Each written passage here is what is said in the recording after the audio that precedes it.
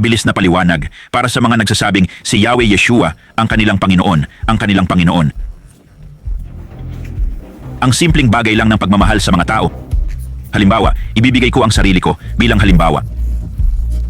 Araw-araw, kahit saang bansa, estado o lungsod ako naroon, hindi mahalaga. Gumagawa ako ng aking pang-araw-araw na trabaho para sa Limitless Mastermind, mga bayad na pagtitipon, bayad na workshops at mga internasyonal na tawag.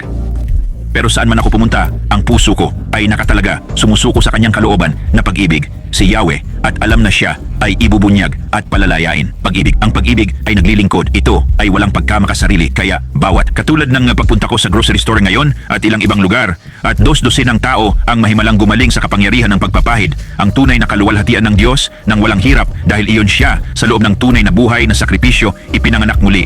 At ako lang sa kasalukuyang sandali, alam mo, bumibili ng groceries para alagaan ang kanyang katawan, ang kanyang sisidlan. Tama, itong buhay na alay para mas mapaglingkuran siya at ginagawa niya lang ito. Hindi mahalaga kung saan ako pumunta, gym, gasolinahan, walang limitasyon, walang hangganan. Naiintindihan mo, nasa kaharian ng Diyos ako dahil ang kaharian ng Diyos ay 24/7 na matagumpay, 24/7 na may kapangyarihan. Tapos na, period, diretsahan. At ang liwanag sa isang born again, ang liwanag ni Yeshua ay sumisira sa mga puwersa ng kadiliman at hukbo ng kasamaan. Kaya gumising at lumabas, ipakita ang gutom sa pagkilos, pananampalataya sa gawa, pagmamahal sa aksyon, awa sa gawa at paglingkuran ng iba, lalo na ang mga hindi mo kilala. Gumising ka.